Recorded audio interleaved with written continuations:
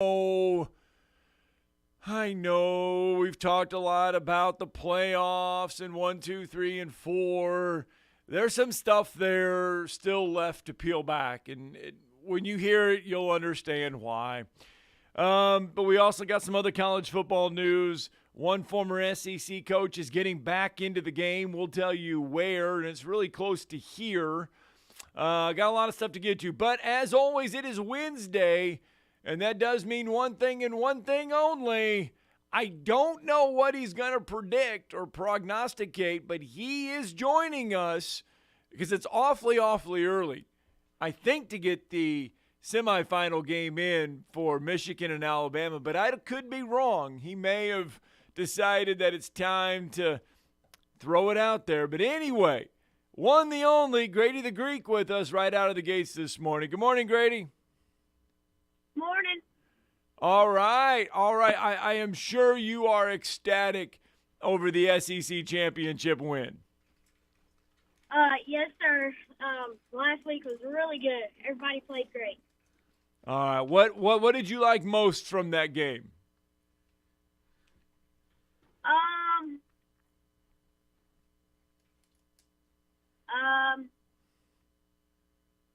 Okay. I don't really know. I kind of left everything. It left you speechless. All right. So what do we got? Why are we joining us this morning? This is awesome. Just talking about last weekend. Okay. All right. Grady, how confident were you that Alabama was going to get in? Yes, I was very worried. You were very worried? Oh. Yes. So now that they're in and you watch that SEC title game, okay, you have said Jalen Milroe has been MVP several times. You've put him as your MVP. How did you like the way Jalen Milroe played on Saturday? I was really, really happy. He played really good. Really good. Okay, I got to ask you, was it a catch from Isaiah Bond or did he drop the ball? Oh, he dropped the ball. So you don't think it was a catch? No. I think he hit the ground. Oh, wow. Wow. I disagree with that. I think he caught it. No question. Well, I've got something about that as well. The Atlanta Journal-Constitution has a little story out on that, and it's interesting. We'll get you in on that. All right, Grady. Well, I tell you what, I got some news, and I'm going to say it over the air here in a little bit, but it does affect our Christmas party, okay? So I will let everybody know the news. And Grady, when are you going to pick the? Are you going to pick both semifinals, or are you just going to pick the Alabama game? I think I'll pick both. Oh, so you're going to pick both. Now you're going to wait till the week of? Yes, sir. Oh, okay. All right. Well, okay. Well, I'm just glad you're happy that Alabama won. So, are you giving a shout out to anyone? So I'm giving a shout out to my former teacher, Miss Gosti. Oh, there he is. There it is. Hey, there. And Joe Mustang. Go Mustangs. Okay. Very savvy, Grady the Greek. Look at that. You want to predict Madison Academy? Are you going to pick that game? Yeah, you got to pick that one? You got to pick a high school game? Just hope they win. Okay, there we There we go. go. That's what I want to hear.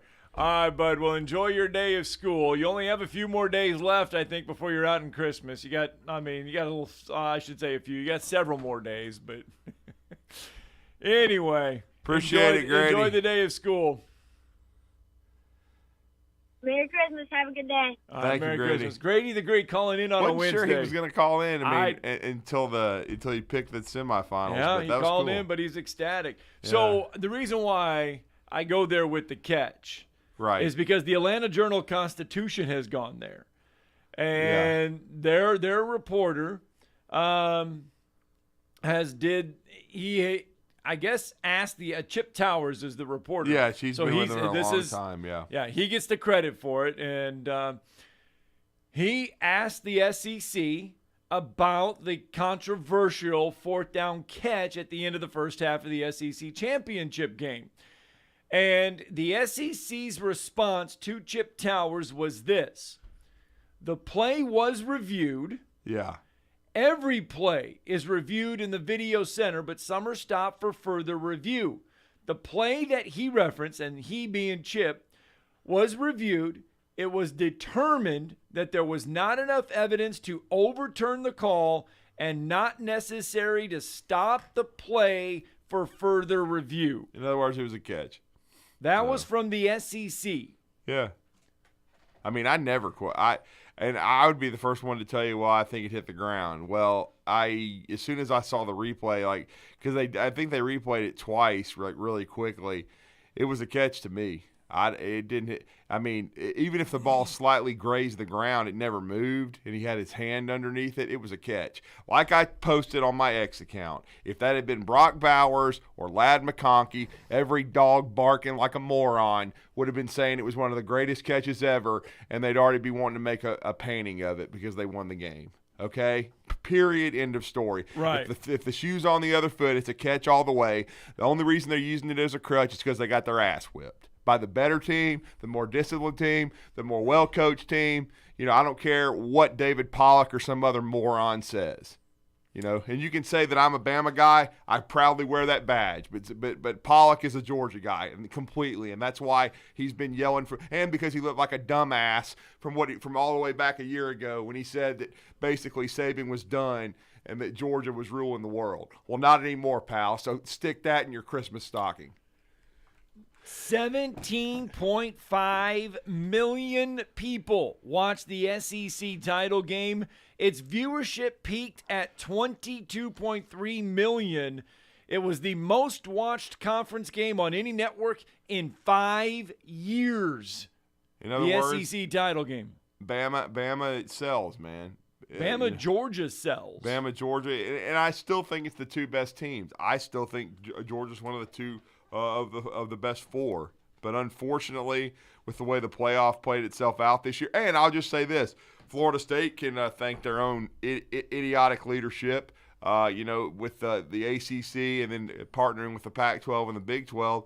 Luckily, the Pac-12 and the Big 12 kind of dodged it. They got in the playoff, but if they had not decided to shelve it for a year, then the ACC would have been in and Georgia would have been in. Yeah. Because Georgia's definitely one of the top 12. I mean, are you kidding me? Well, so they both are at home because of a stupid decision. But Georgia didn't vote. I'll just say that. Georgia's in the SEC. But, again, you can thank the Pac-12, the Big 12, and the ACC for screwing that up.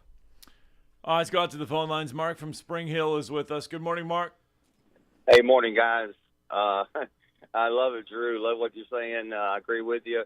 Paul Feinbaum had a guest on yesterday that was not on the committee but had been on the committee before, and I like what that guy said. I don't know his name, but he said that he really felt that looking at the guidelines that probably Georgia was on the 5 line and Florida State was probably on the 6 line, and that the committee, to avoid even further turmoil, that Georgia really deserved the 5 line. And so, even further, it's about politically correctness, unfortunately, in this country. And I mean, I'm a big Bama fan, but the job is to get the best 4. They did it. They need to be commended for that. And then I wanted to add this, and I'll let someone else get on. The national championship game was played already when Alabama played Georgia. I believe those are the top 2 teams. And I think the third best team is Texas.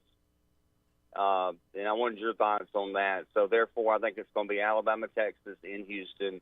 And you know how Alabama does in rematch games. Ask LSU when we beat them 21-0, and they did not pass half field. They'll hang up and listen.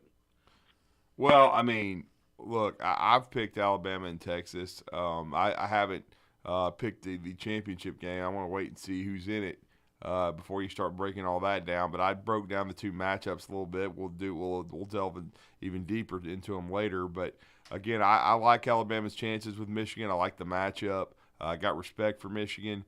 They're physical. They're very well coached. Now, Portnoy from Bardum, which is what I call it, he's running out there saying Alabama's going to get their ass whipped, and they're going to get that Michigan's too physical for them, and that that Alabama can't throw the football. Obviously, he's got cataracts. Then I think I've already seen several times. To be honest with you, I'll take Milroe over J.J. McCarthy. I don't care.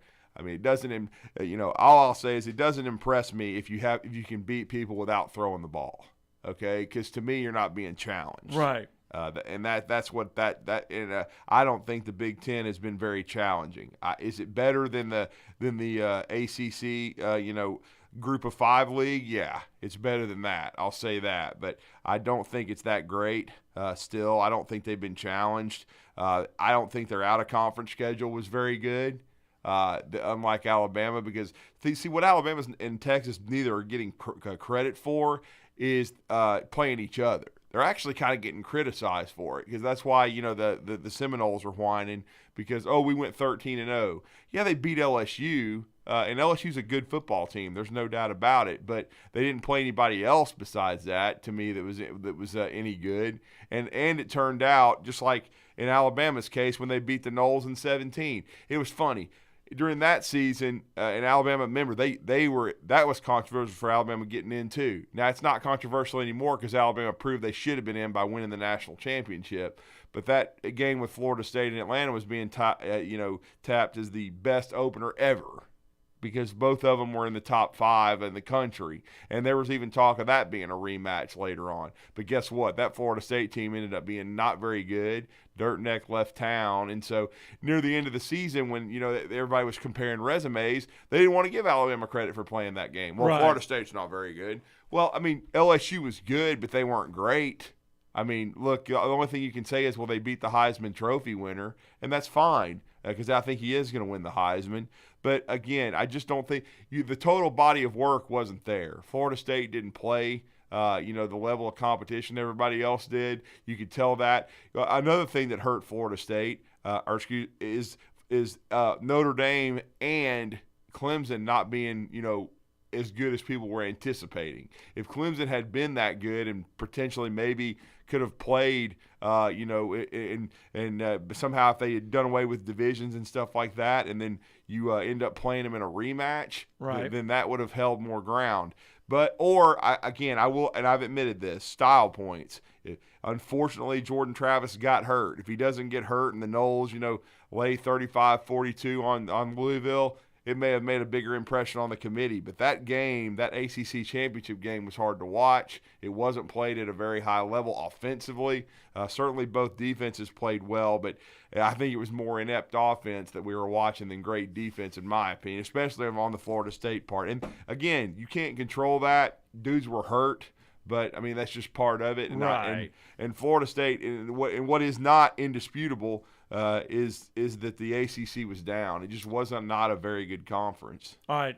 Let's get a break in. LC, we'll get to you after the break. Plus, what would the 12-team playoff look like, or what would a 12-team playoff look like if we had it this year?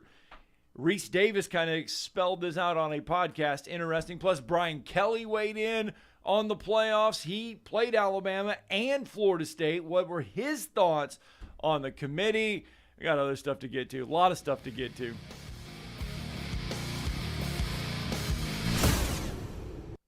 You're listening to Talkin' Ball on 97.7 ESPN, The Zone. Good morning. Working on a couple of wrecks this morning. Sixth and Moulton in Decatur should be about ready to clear. Had one on the ER side of Decatur General Hospital. Had a vehicle hit a pole there. And we've got Highway 55 in the Blevins Road area. Had a vehicle hit an animal there. No injuries in the vehicle, but they had blockage. You get 2 pieces of hand-breaded, juicy, tender signature chicken and a buttermilk biscuit for $4.99 at Popeyes. University and Jordan, 72 in Jeff and North Parkway. Captain Eck in the Popeye Skywatch Traffic Center. Watch the Alabama High School Super 7 Football Championship presented by Alabama Community College System December 6th through the 8th on Alabama Public Television. It's all the gut-wrenching, hard-hitting, high-flying action you've come to expect from... Wait, Alabama Public Television. Okay. Watch every game live December 6th through the 8th, only on your new home for high school sports, APT. If you're the kind of value shopper who waits to the end of the year because you know that's when the deals are the best, it's here. And there's no first payment for 90 days. Hi, folks. Bobby White back again for Woody Anderson Ford's Make the Holiday Bright sales event. And we've got the best selection of new and certified pre-owned Fords we've had in years. Right now, get financing as low as 2.9% for up to 72 months on 23 F-150s. America's best-selling truck for 47 years. 2.9 on F-150. And Woody Anderson Ford has over 100 F-150s to choose from. Great finance rates and no first payment for 90 days on all new Fords.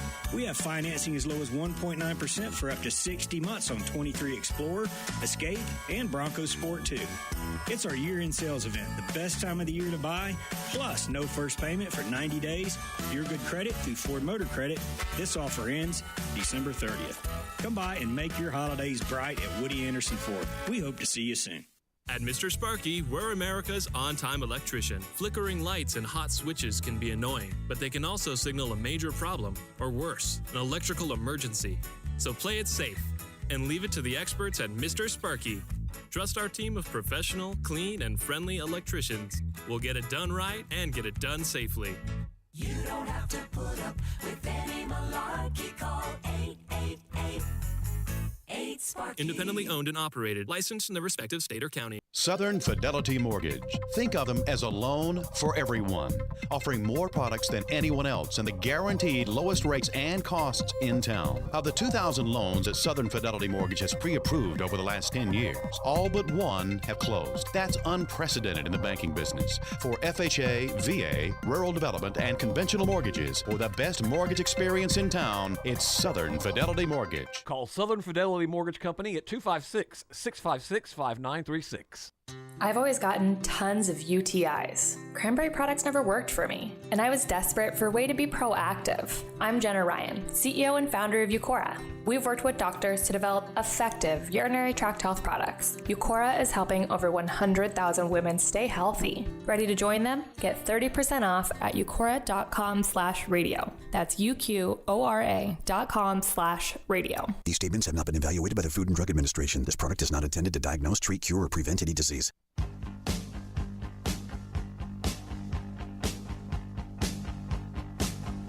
All right, welcome back. Talking Ball 97.7 ESPN, The Zone. Scott Tyson, Drew DeArmond. Welcome back into the show, 256-576-4977. All right, let's get to LC real fast first, and then we'll set everything else up. Good morning, LC. What's up, LC? Morning, guys. Morning, guys. Love the show. I'd like to bring up two things real quick, if I could. You know, all this weeping and gnashing of teeth with Booger McFarland and Tim Brando, David Pollock, et cetera, et cetera. I think all these Bama-hating media guys, sports media guys, thought that Bama stuck at 8. There's no way, no matter what happens, they're going to be able to slide into this thing. We're rid of them this year. When they got in at 4, all of their heads exploded. They know Saban with over 3 weeks to get ready for that first game, and the way Bama, is trending. I think they're thinking they could very well get 7 national championships in 15 years, and it blows their mind. They can't take it. I'd just like y'all's take on that. Well, I think part of it's Bama fatigue, LC, but I think part of it's SEC as well. The SEC is dominated, and they were all, hoping and praying that for once the big bad SEC was going to be left out of it, and they could make a argument for it because, again, you had undefeated Michigan from an inferior conference. You had undefeated Washington from, I would say, one of the two best conferences this year from the Pac-12, and then you would have Florida State. And so they thought, okay, and then the crutch they had was Texas beat Alabama, and because of the head-to-head, you could put Texas in as the 4. But in reality, Texas had a better resume than Florida State too, and so did Alabama. And again, it was a double whammy. Alabama fatigue because Alabama and SEC fatigue as well. Over the last couple of years, you could make a case that there really have only been 2 Power 5 premier conferences. Now, the Big Ten has not won anything, but in the eyes of some, it's the SEC and the Big Ten. Uh-huh. The Pac-12, the Big 12, and the ACC are been there, down. but it's the Big Ten and the SEC. And you look at this conference realignment, where did everybody go? They went to the SEC and the Big Ten. Yeah. I mean, yes, the Big 12 got some fallout. They got some of the remaining Pac-12. But that is where everybody wanted to go. And the other irony is Florida State doesn't even want to be in their league. Right. And in what does that tell you about the conference that they're in? Well, how's it viewed? And honest, I don't think Clemson does either. And so if that happens, how bad is the ACC in football then? If you lose those 2 brands, I mean, you're horrendous. I mean, it's just you're not even – you shouldn't even be considered a Power 5 conference. You should be considered a Group of 5 league because they can't – I mean, they're not as stupid as the Pac-12 trying to pay everybody with a streaming Apple service. Gift cards. Yeah, Apple gift cards and Bill Walton e-cards. But I mean, still – we'll just call them Apple gift cards. Yeah, I mean, but again, I mean, it's one of those things where they've kind of pigeonholed themselves. No, they did. And so it's going to be interesting. This is probably going to be an even bigger motivation for FSU to get out. But I will just say this. You're going to be playing with the big boys, so you better be all in because the SEC is not easy if you're even invited.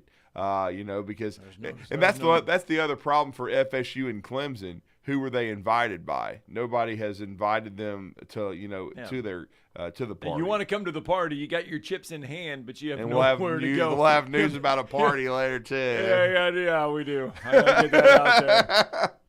Yeah. Could I make one last point? Yeah, go ahead. Yeah, go ahead, man. Yeah. I have nothing against Florida State. If I was a Florida State fan, I'd be upset too. But we really need, and I don't know about the opt-out players and all that, but we really need Georgia to put it on them, and then all this other stuff's going to melt away. That's what we need to have happen, and then Bama take care of business. I love your show, guys. Roll All right, Tide. thanks. And here's the thing, though, and everybody's saying, well, Georgia needs to go beat FSU, and if FSU loses this big, look, it's only going to be score because we don't know who. Look, do you think Brock Bowers and Ladd McConkey will play in a bowl game?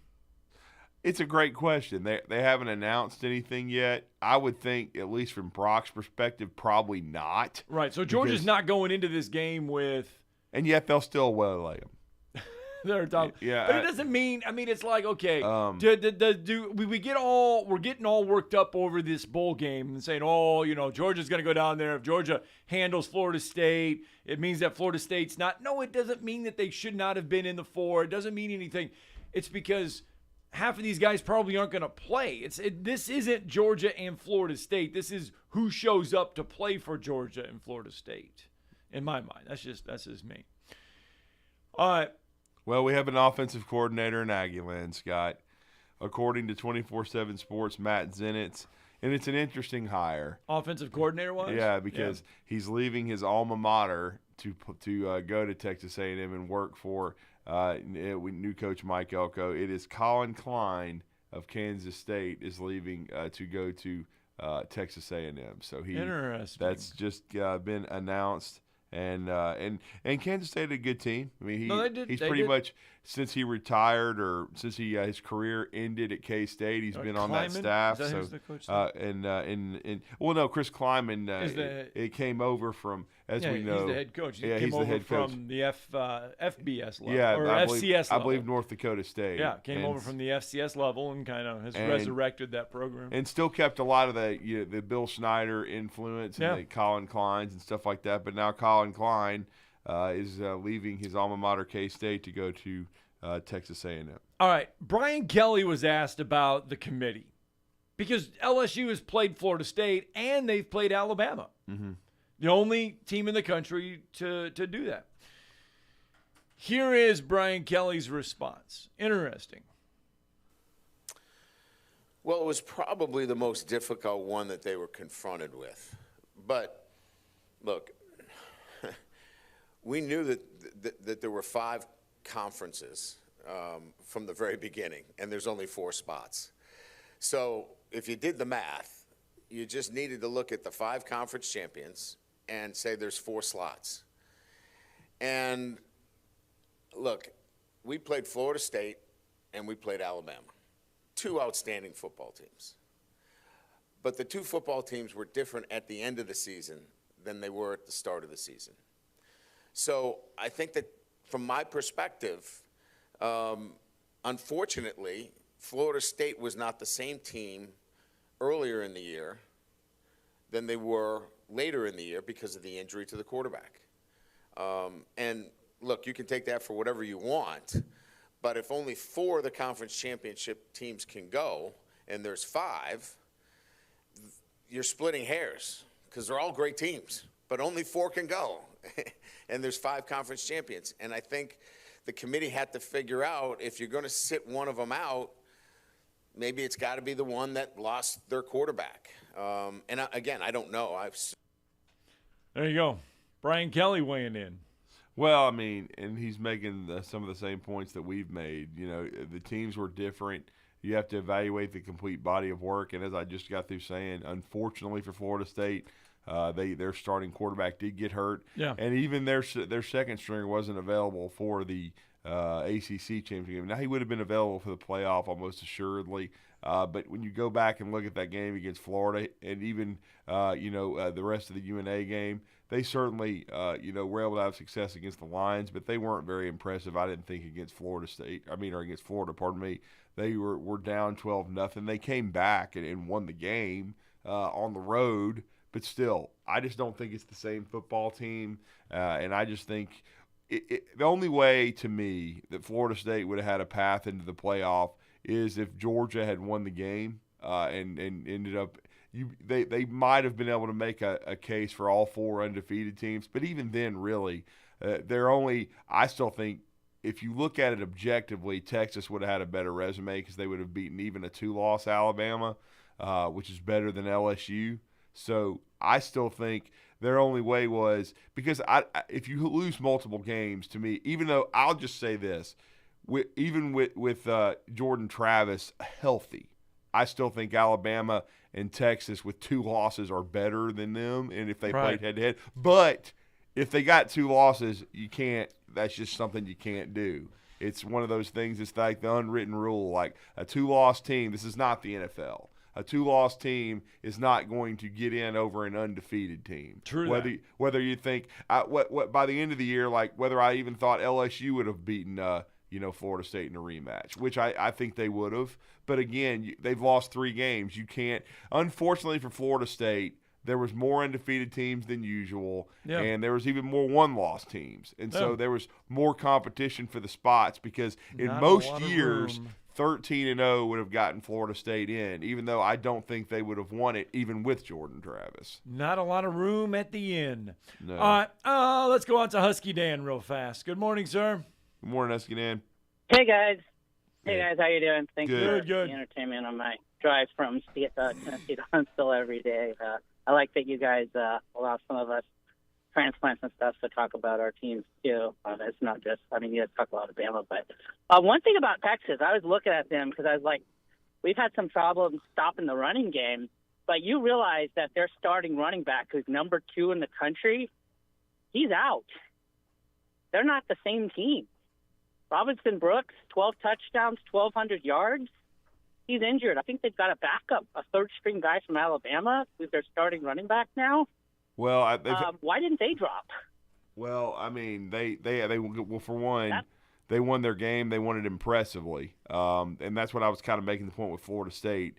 But they don't have the rushing attack that they've had all year. And they've had some close wins with. If we lost our starting running back, we'd be done. I don't think Texas is the same team. I was kind of worried because that guy gets 6 yards a carry. That's what he was averaging. Right. And again, they've had some injuries as well. But again, I don't think it's one of those things. Heck, they lost Quinn Ewers for a few weeks, but they were able to survive. Yeah, I know. But they got him back. Now, if Jordan Travis had been able to come back for Florida State, if it had been a high ankle sprain, or if it had been, a foot injury where he's able to, he wasn't a bad broken leg, then we might be having a different argument. Michigan gets all this credit for beating Ohio State. I don't think Ohio State was that good this year. There was really nobody in the Big Ten. I don't disagree with that. Oregon would destroy Michigan. I've said all Oregon along, would I think you could destroy Michigan. I think you could make a better case. I think there's a stronger case for Washington to be number one than But I'm there glad was. we're not playing Alabama right now. I'll tell Well, you no, that. I'm just saying because of resume and everything, there is a great case that you could have put Washington number one over Michigan. And we should have because of the body of work, the teams we beat. I mean, Arizona was a very good team. Nobody realizes Oregon didn't get to have to play them. We had to play them. They had an amazing defense and a quarterback that I'm surprised he's not going to the transfer portal, but he's amazing. And their defense, I mean, that defensive coordinator is probably one of the best in the Pac-12. He just didn't get to play. He only played Washington. He didn't play Oregon. Right. Yeah, and I think Jed Fish did a really nice job. It's why his name was prominent in the Texas A&M search. So I don't think it's even going to be a game versus Michigan versus Alabama. I don't think Michigan's been tested. I don't think they've played a team like Alabama yet. They played Ohio State, which is a joke, and they played Notre Dame close, who's like a 5-loss team or something like that. I think Notre Dame went 9-3, but I was because I think I called them a 4-loss team. I think they actually went 9-3, but I didn't think they were very good. I mean, I watched them. Kind of underwhelming. I thought they were okay. I mean, I know there was a lot of hype for Hartman and them when they first started, and then they nearly beat Ohio State, but they didn't. They lost to Louisville. Yeah. Well, yeah, that too. This joke of a Big Ten is going to be over when Washington and Oregon show up next year with USC and. Well, it's certainly going to help It's certainly going to help their league. I think, no question. I think the Big Ten is going to be stronger. There's no doubt about that. Because it's always been Ohio State, Michigan, and pretenders in Penn State, and Iowa's got a decent defense, but they can't do anything offensively. But my man won the Broyles Award, and he should have with having that many points scored for him. Hey, look, we could win a lot of defensive awards. Yeah. We're just going to show up with 22 defensive guys, and that's it. We're not even going to put an offense on the field. Oh. There's no need to. Hell, there was times that the defense did outscore the offense. We talked about that. It did. Oh, sad. Lord. But yeah, I'm not as worried playing Texas because I think that they're not going to be able to keep up with enough points. Basically, we already played them last year, and they're pretty much the same team except for they don't have the running back now, and they got another wide receiver from Georgia, I guess. Yeah, A.D. Mitchell. Yeah, All right, thanks for the phone call, Husky Dan. Thanks for the phone call. Appreciate it. Yeah, they met in a bowl game last year. Yeah, people I haven't don't really take talked too about much that. solace Yeah. in though. It's a well, bowl game. I don't because of all the opt-outs. That's what I'm saying. It's a bowl game. It wasn't a playoff bowl game. Yeah. Don't get too caught. Hey, we got to get a break in. Wolverine Dan, we'll get to you after the break. I know we got others holding, but we will get to you after the break, I promise.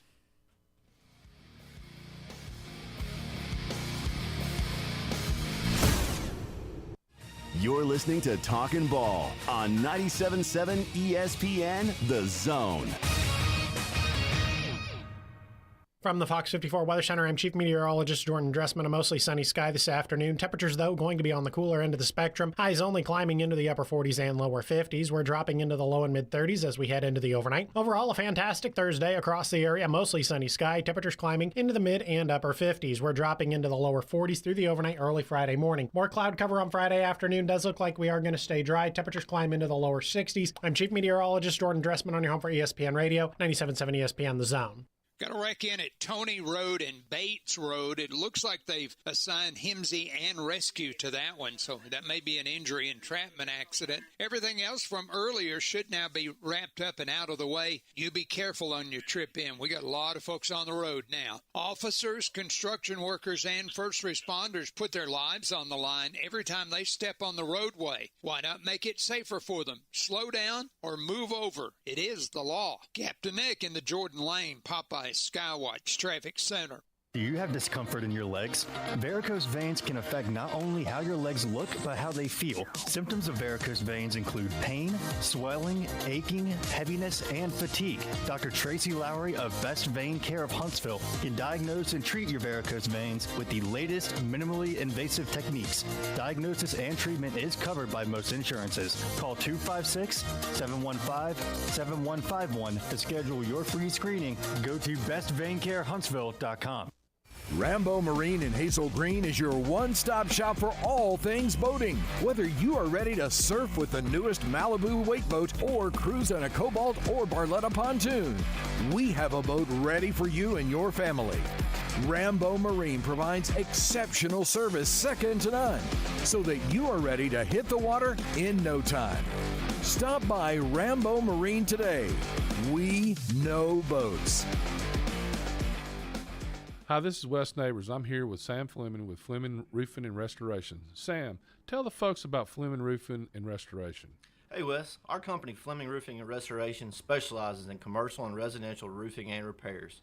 I'm a fifth generation Huntsvillian, and our family's been doing construction business in Huntsville area since 1965. Sam, what kind of roofs does Fleming Roofing and Restoration do? Our guys are skilled enough. We can come out and address any kind of leaks or issues you might have on your commercial, on your metal roofing, on your shingles. We can do anything, and we can offer you a solution to repair it, or we can replace it. Well, you guys also do insurance restoration. Our staff has 10 plus years of experience as insurance adjusters, and we really do know the inside and out of the claims process at Fleming Roofing and Restoration. Check out Fleming Roofing and Restoration online at FlemingHSV.com, or you can call or text them at 256-651-9440.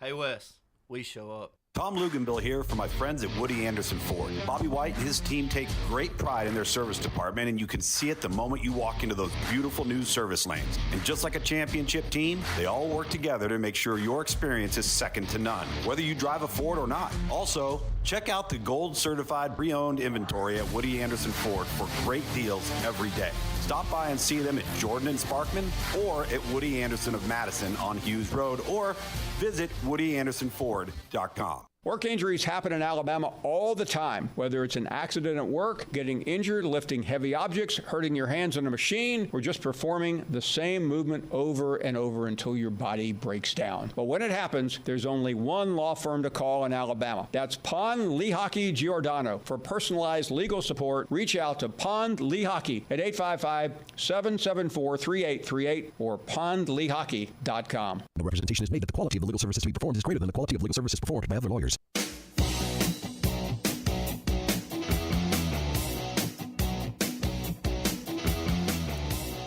All right, welcome back. Talking Ball 97.7 ESPN, The Zone. Scott Tyson, Drew DeArmond, and we're back, 7:38.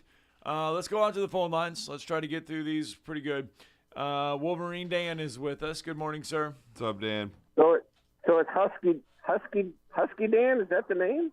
Yeah, Husky Dan. He's a transplant. He's originally from up there in Seattle, a season ticket holder, went to games. You know, he's like the Wolverine Dan of the Huskies, I guess is the best way to put it. Wait a minute. Whoa. Well, let me ask you this. I've never asked you this. No, I know you're nobody originally from Michigan. Were you ever a season ticket holder? Sir? Were you ticket holder? Yeah, with Michigan. Even if you weren't, it doesn't lessen anything. I've just never asked you that. No, I was not. Okay, gotcha. Because I've never been an Alabama season ticket holder myself, or season ticket holder for any team, so I didn't know. He just told us basically he was a season ticket holder, went to games, grew up in the area in Seattle. Well, he started calling us this year, so. Well, I welcome him in the conference, just like Oregon, USC, and UCLA. I welcome them, and that's where all these conferences are going anyway. You guys are upgrading with some really good teams. It is what it is, but. What's a travesty is that we should be the underdog. Alabama should be the favorite, and you know that as well as I do. And I think they're doing this. Now you're going to disagree with this point I've got for you. I think they're doing this because they want Alabama to be really peed off, and because they're going to say, well, we're the underdogs, and that's just extra fuel to the Bama's fire that Bama doesn't really need, okay? And we're not going to ever see a quarterback this year where we haven't, that is Milrose, that's got the wheels, okay? So it's going to be tough for us to even win that game, all right? But the bottom line is, how can they be the underdog, guys? I think NCAA wants Alabama to win a championship. Well, the NCAA doesn't have anything to do with the lines. No, not at all. But they got, just like the committee. I'll tell you guys, here's an idea. The committee for the selection for football playoffs, open to the public, on camera, and every decision is made. That's where it should be, because they need to be accountable. You know what it sounds like, guys? You don't like Fumble and Bumble and Joe as much, and I don't like him either, okay? You know what's going on right now? They're acting like the people in Washington, D.C. They're doing stuff underneath the table, sneaky snakes. You know what I'm saying? Well, I mean, I don't know. I'd love to be in that room. I'd love to. Only the committee knows what was discussed in there. They try to say, okay, this is what was done. But, I mean, at the end of the day, we are putting all of our stuff in what people are saying. Are we overreacting to what they're doing? Well, the fellas, look at. If you're going to make decisions like that, they're going to ruin a school's year and not get into playoffs or whatever. They should be at least public record on TV or video showing their decisions. Because right now they can make whatever they want, and they don't pay any consequences. It's not on TV. So, and then two more things real quick. Number one, Corum or JJ should be in New York. Okay, JJ's passing percentage is off the chain, and Corum is a touchdown machine. Both of those guys got hosed. And the reason why, because everybody thinks we're cheaters, okay? That one guy, we fired him. He's the cheater, not Harbaugh, okay? So these kids are paying for this, okay? And that's the reason why we put Bama against Michigan and made them the underdog, because they're trying to eliminate us. This is what's going on. Thanks for the phone call, Wolverine Dan. Look, I disagree. J.J. McCarthy's only passed for 2,600 yards. And I mean, 19 touchdowns and 4 interceptions. Decent numbers. numbers. That's good numbers. I mean, he's had a good year. Compared to Bo Nix, Michael Penix, and Jaden Daniels, yeah, no. I mean, you can compare him to Milroe, because Milroe's thrown for about 2,700. And I think Milroe threw I want to say 23, 24 touchdowns. So that's similar. And one of the points they've made about the not throwing any passes against Penn State is he got banged up or whatever. Yeah, Jalen Milroe's 2,700 yards, 23 touchdowns, and 6 interceptions. And Blake Corum had a really good year. He had 1,000 yards. He did break 1,000 after they beat the Iowa Hawkeyes in the Big Ten. He has 24 touchdowns, which I believe is a school record. He had a heck of a year. But running back for the Heisman consideration, well, you need to be you need to be at like 17 of 1,500, yes, 15 that's what I was going to say. 17. Yeah. I mean, he shared the ball with a lot of people. I mean, 1,000 yards doesn't turn heads anymore when it comes to Heisman voters anymore. It's just not. Look, while I've made the point that I'm not even sure Michigan's is good is a top 5 team as far as what I think overall. If I match them up against Georgia or Texas or Alabama or Washington, I don't really think they're as good as all those 4 teams. Now, they're going to get a chance to prove it, but I also know there's no case to hold them out because, again, they're undefeated. They played a better schedule than an ACC team, and I just think overall, and unfortunately, Florida State was ranked in the top 10 to start the year, but Michigan was basically in every college football playoff poll, they were in the top 3. So they never gave you an opportunity to drop them at all. Right. And back when we had the BCS, people got angry. Yeah. Fans got angry because we put our faith in the computers. Right. And it was a little bit of human narrative, but mostly computers. And how can we trust computers? We're doing this. It should be human decisions. We have the human decision now. We have this committee. The committee came out and said these are the 4 teams going to the playoffs. Well, now everyone's upset at the committee because we've put our faith in the human objective. Are we raking this committee over the coals for good reason? Or should there be more accountability to this? Should they have a bunch of answers? How should we view the playoff committee? The one thing you can at this criticize point? is I think they didn't, in my opinion, the way to set it up the way they did. They had Oregon over Texas and Alabama. Probably shouldn't have because of the loss to Washington. They probably should have had them around 8, and then if they had beaten Washington, then I think you could have made a case to move them up. But they should have been 7 or 8, something like that. Right. I think they, and I think they kept Florida State up there because they were undefeated.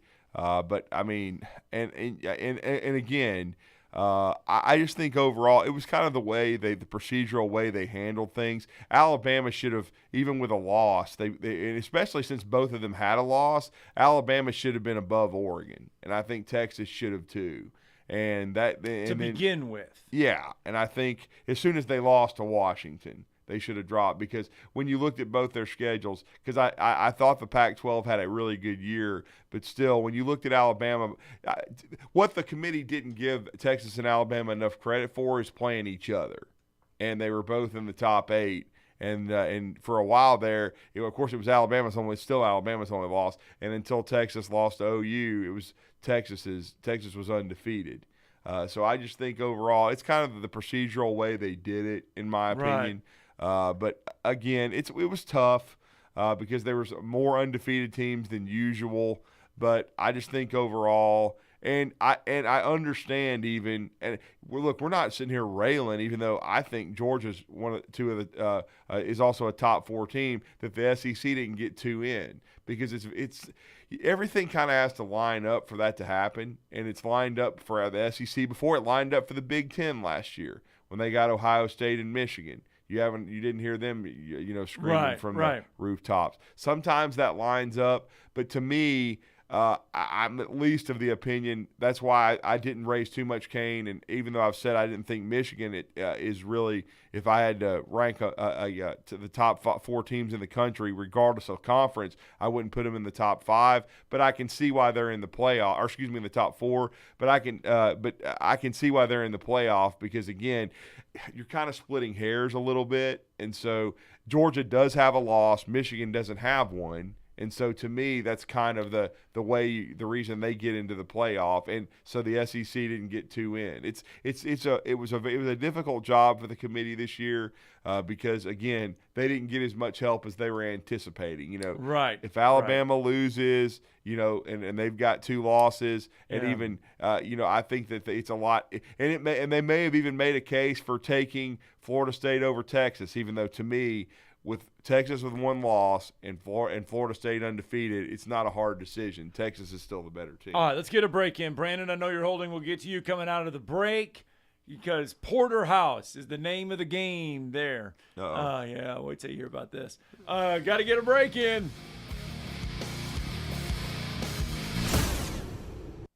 You're listening to Talkin' Ball on 97.7 ESPN, The Zone.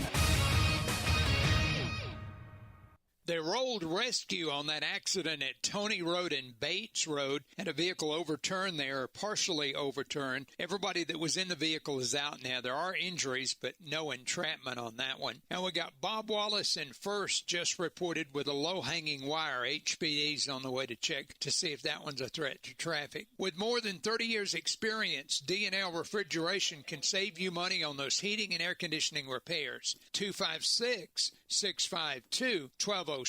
State license 08091. Captain Nick in the 72 and Jeff, Popeye Skywatch Traffic Center. Specializing in simple and affordable rentals, McCurry Van and Car Rental can make sure you have just the right vehicle for your next family vacation, weekend getaway, or if you just need transportation while your vehicle is being repaired. McCurry carries Ford Transit vans and Mercedes Sprinter vans, trucks and work vans, and more. And they offer discounted rental rates for long-term rentals. Now with 4 locations: Athens, Muscle Shoals, Coleman, and Huntsville. Log on McCurryRentals.com to make your reservation now. That's McCurryRentals.com. When I chose a garage door company, I did my homework. I needed Precision Overhead Garage Door Service. They have a 5-star Google rating. I checked their reviews and liked what their customers had to say. Precision Overhead Garage Door has lifetime warranty packages. Same-day service if I call before 2 p.m. If they can't make it the same day, my service call fee the next day is waived. They did a 25-point safety inspection on the door and operator. Now that's peace of mind. Residential, commercial, and gate services. Precision Overhead Garage Door Service. Call 256-400-4500. Football season and Bad Daddy's Burger Bar. The perfect combination of good times and great food. This season, score big with one of our chef-inspired expressions of pure burger amazingness. Our delicious burgers are made with premium Angus beef, and you can pair it with one of our signature cocktails or a cold craft beer from our huge selection. Bad Daddy's Burger Bar on the Parkway in Huntsville and our new location at Cliff Farm, Highway 72 in Madison.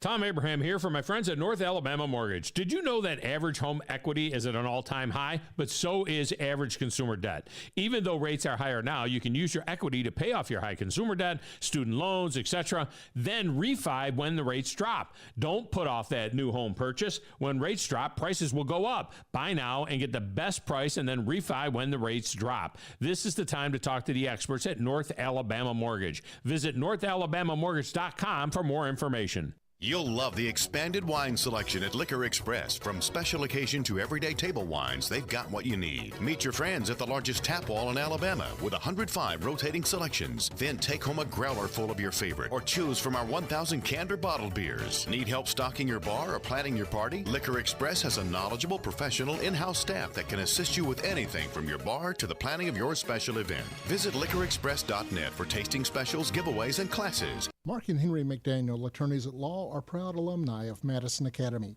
and Madison Academy is proud of them. They have served our community through their practice, through volunteerism and service on national, state, and local boards. They explain the complexity of critical court rulings on local media. Their successful practice has been built on integrity. Both are veterans of MA Athletics and proud sponsors of Mustang football. McDaniel and McDaniel, attorneys at law. No representation is made that the quality of the legal services to be performed is greater than the quality of legal services performed by the lawyer. All right, welcome back. Talking about 97.7 ESPN The Zone. Scott Tyson, Drew DeArmond. Happy, what is today? Wednesday? It's Wednesday. Gosh darn, only Wednesday. Don't forget, coming up tonight, you're going to be able to hear Tennessee and Middle Tennessee. We'll have that game for you somewhere. I don't know. Hell, I got to be there. Starts at 6:30. And it's an MTSU home game, so why isn't Jeff coming? It's an MTSU. Speaking of MTSU, though, they're in the news. This was interesting. See how I parlayed that into a segue? Yeah, that's a good segue right there. Yeah. A little the tease MTSU there. women's basketball team will be here, but this morning at 9 a.m., there is a press conference on the campus of MTSU so that they can introduce their new head football coach. One less SEC Network analyst. One less. One former coach who knows the area very, very well. We've had him on the show. He walked press row. Yes. He's been the Auburn defensive coordinator. Yeah. One Derek Mason Uh-oh. will be introduced as the new head coach at MTSU. That's going to be a very interesting fit there. I thought they'd go offensive guy myself. I really did. I mean, because I think Derek, since he left Auburn, he's been out of the game. No, he went to Oklahoma State from Auburn. Auburn. I thought he left Oklahoma State to go to Auburn. No, I guess that's right. He left You're right. Auburn to for get 1 out of year, Brian Harsin. Yeah. He got away from Brian Harsin. He worked for the Mullet for 1 year, and then he left. He went coaching. to broadcasting. Yeah, then he went to broadcasting. Yep. Yeah, okay, that's right. Because I got it reversed. That's correct. Derek Mason ended up going to Auburn for that year and then to Oklahoma State. Yeah. And then he got out of the train wreck that was Brian Harsin before. And then he spent past year he was an analyst for SEC Network, and now he's going to Middle Tennessee. So that's going to be interesting. Had some success at Vanderbilt, but as our own good friend Chris Lee will tell you from Southeastern 14, by the time he left Vanderbilt, it wasn't so good. No. It was a train wreck. All right, Brandon's with us this morning. Good morning, Brandon. What's an 11-letter synonym for steak? What's an 11-letter synonym or whatever for steak? Yeah. Porterhouse. Scott's hungry. Scott's hungry. Scott's always hungry. Well, we're gonna try to get him right, because yesterday I texted him and I said, "All right, y'all be here Sunday." I was like, "He can't get the tomahawks, but he's got some of the 40-ounce porterhouses." Oh, Scott Lord. Scott said, "What time did they open?" Ah. At 11. And I said, "So what are we doing? We're doing one or two?" Oh, and me. Scott said, "We're probably going to split one." He said, "I don't know that I could eat a 40-ounce," because I didn't know if Scott was going to, try to get the T-shirt and I eat the whole thing. I thought he was going to eat the whole steak with some sides. Is there literally a T-shirt for 40 ounces in size? Is there really one? He said he'll make one if somebody eats a 40-ounce. Oh, wow. 40 ounces. That's just insane. I couldn't do 40 nuts. ounces. Wow. I think he said that steak, he's had some, because he gets some local about 10 miles down the road in Cave Spring at a cattle farm down there, so they don't go very far. They're actually graded there. But, I mean, I think that's about an $80 steak. Oh, wow. Man, we got one time, and we got one for the table. For the table? Yeah. Yeah. Me, the wife, 2 kids, and a mother-in-law. Yeah, we got one for the table. So should Steve and I split it? Oh, no doubt. If y'all eat a 40-ounce porterhouse with side, y'all got it going on. I mean, at that point, like, y'all are eating like Tyler Booker and J.C. Latham. Well, we may not go with a 40-ouncer. Yeah, you guys may split that and may get go some with sides. We may go with something smaller. Wow. Yeah. Well, I got a chance to look at some tape, because when you're actually at the game, you can't see stuff in live time as well. Right. Trez Marshall, wow at the plays he made in that game, in the running game. That's why I gave him a game ball, man. I thought he played really well. Man, he was in the right hole every time, Yeah. covering lots of ground. Him and Jihad Campbell Yeah. cover a lot of ground in a short amount of time. I think they might be some of the most athletic linebackers we've ever had. I know we've had some big dudes, we've had some really physical guys, but these dudes can slide, get in holes, get their hands on people. And what he did in that game, Georgia ran some plays that they were sure they were going to work, and he just blew them up. He never let them get anywhere. 3rd and 2, I mean, he's tackling guys behind the sticks. I was really impressed with what I saw at him. Yeah, I thought he played his best game in an Alabama uniform at the best time. There's no doubt about that. Yeah. All right, Brandon, thanks for the phone Thank you, call. man. And, man, I am getting hungry for Sunday. Noon East. Yeah, it's ironic that we're doing it at high noon Eastern High time. noon. High noon. I text Tokyo Drift yesterday and said, "Hey, what time do we want to get there?" Yeah. And he's like, "How about noon?" And I said, "The down. Let's go." Yeah, we need some more of that Western music, man. We are going to put a hurtin' on a steak. Not 40 ounces though. That would put a hurt on me. Yeah. Y'all may need to split that 20 ounces apiece. Oh, that's still a lot. Yeah, it is. Let's get a break in. Gonna talk Super 7 coming up next. This is Brent Musburger's VSiN Action Update on 97.7 ESPN The Zone. Take the guesswork out of your holiday gifts. OmahaSteaks.com for 50% off site-wide and save an additional $30 with promo code VSIN. OmahaSteaks.com. College hoops on Tuesday, one upset among top 25 teams. Grand Canyon beat the number 25 San Diego State Aztecs 79-73. Grand Canyon paid plus 120. On the schedule tonight, number 3 Houston's favored by 28.5 against Rice. Number 8 Marquette by 7.5 against number 12 Texas. Number 21 Texas A&M by 19.5 against DePaul. NBA in-season tournament Tuesday, Milwaukee beat the Knicks 146-122. The Bucks were favored by 4.5. The Lakers beat the Suns 106-103. LA was a 2.5-point favorite. Get the latest lines and more at vsin.com. WZZN, Union Grove, Huntsville, Alabama. 97.7 ESPN The Zone.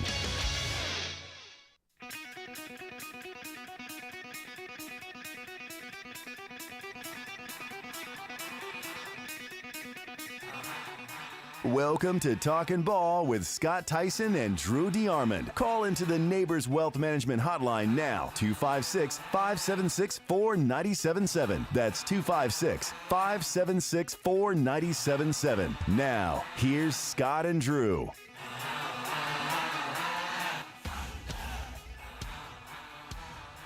Oh, it might help if I turn the mic on. I'm just talking and I was trying to help.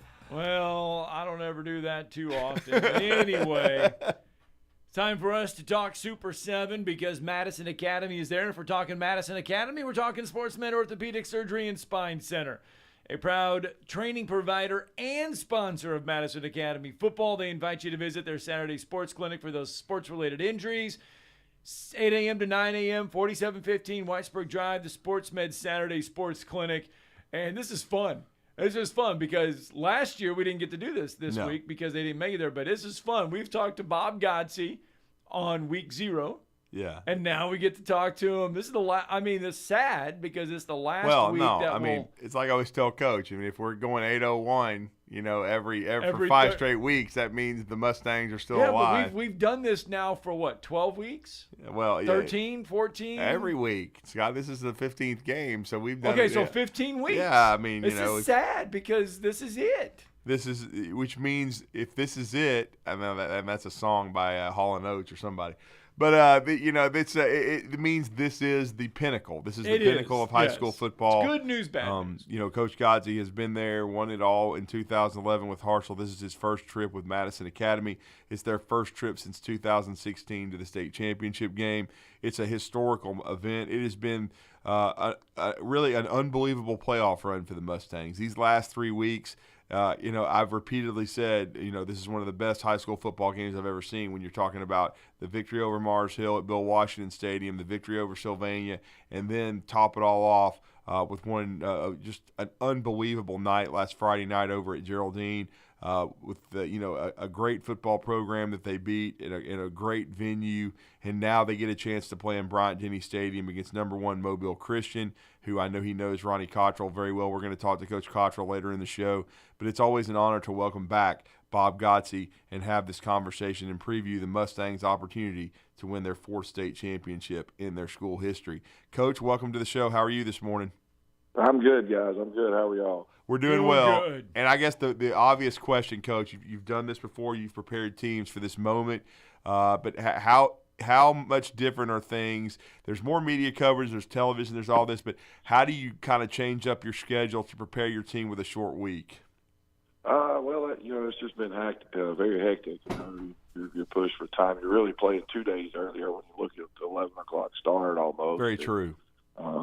But at the same time, I mean, you as you guys mentioned, we've been at this now this will be the 15th game. So it's more about, we feel like, just getting our guys ready, getting them back from, an exhausting, exhilarating, just draining game last Friday, and having played 14 games, it's more about just trying to get their bodies and their minds ready. And so practice has been light. The good note was on Monday as we did, knock around just a little bit, our guys were excited. I mean, they were getting it. And, it was probably a little more physical than what we as coaches had anticipated it to be. So a lot of mental work, a lot of just trying to recover. We still got the flu bug going around, so we're trying to make sure we keep everybody healthy. You're trying to keep them all together at the same time. You're trying to keep them away from each other so they're not spreading it around, but that kind of thing. So, but it's all good. You're playing in the final game, and our guys are excited, and we'll get a little practice in here, about 11 o'clock, and load up on the bus and head to Tuscaloosa. You mentioned that Geraldine game probably a little bit more physical than you thought. Take us through that game a little bit. It was a roller coaster of a game, Coach. It was. It really was. We didn't get off to a very good start at all. But once again, just a tribute to our guys, a lot of poise, a lot of character. Got behind, but then, came right back and got some stops and put together some drives and some plays, and had the lead there for most of at the end of the first half. And I think one of the big things for this team has been the ability to overcome the fact that everything doesn't have to go just right. And I think that's always a trait of a playoff run. These teams that can't overcome, because everything's not going to go right. So you have to be able to catch some breaks. You have to be able to make some plays. You have to be able to overcome some tough situations. And I think this team has exhibited all of that, in the last 3 weeks, and kind of proven themselves that no moment, I guess, has gotten too big for them to this point. From being down, not getting an onside kick, not getting a 2-point conversion, and where everybody thought it was over except for those guys, and get a stop, and I think everybody on our side, I believe everybody believed when we got the ball back that we were going to score, and that's what we did. Is we had guys just really, really deep. Ken Cherry with the flu all week, and really wasn't himself early in the game, but in the fourth quarter, man, I'm talking about he reached deep and ran the ball like I hadn't seen him run it. And he's just one of the guys that did that. So, just a true testament to these guys. But we got to pull it together one more time. Yeah, and Coach, I marvel at the senior class you've got, because Ken, I knew he had to dig deep, and he still played both ways, and he played some defense for you as well. He ends up with 5 touchdowns. Jackson Reese had a huge day, made some huge catches. Unbelievable night. Right. Every time we needed, every time things, momentum maybe was swinging or whatever, it seemed like Jackson came up with a play. He and Jay connected and were able to, put together some things. He made a big catch down the middle, to get us the lead and get us down close to got us the lead. Just every time we had to have it, he came up with it. And once again, it's just a tribute to this team, and that's what it is a team. Just guys making plays. Well, and I got to give Jake one more. Scott, apologies. I just wanted to talk about Jake one more time. To me, it was amazing with what he's done, because he's a guy that didn't get here till January, but I was talking to him after the game on the field. I mean, even after you guys got the stop and got the ball back, to Geraldine's credit, they put you in a bind on a 4th and long, and he had just missed on a couple other throws, and yet when it mattered the most, he made his best throw of the game, in my opinion. To get to 100%, great throw on the sideline over there, and they're probably not the two decisions where he missed a throw and then made a poor decision, on one, but then came back, like you said, and I mean, just threw an absolute strike right on the sideline to Mark Drake, who tapped it, stepped out of bounds, and as a coach, you like to say, well, we've been working on that, we've done those, we've done the 2-minute drills, we've done all that, and we have, but you still got to do it in the moment, and that's what those guys were able to do, and like I said, they've just shown incredible poise in some very, very tight situations, and that's what you have to do to be able to get to the final game. Well, Coach, now let's lead into that final game.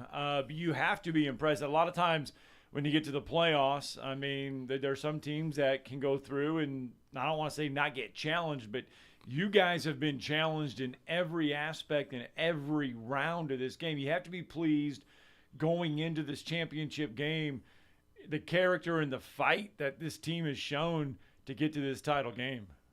Well, I think so. I think that was maybe one of the questions or knocks on us going into this, going into the playoffs, was that could we win a close one, could we win a tight one, and I think we've answered that here over the last 3 weeks, and in terms of, like I said before, to make a playoff run, you got to catch a break, and you got to make a bunch of plays, and our guys certainly have done that in tough situations, in tight situations, in pressure situations. Yeah. Incredible poise, incredible resiliency, perseverance.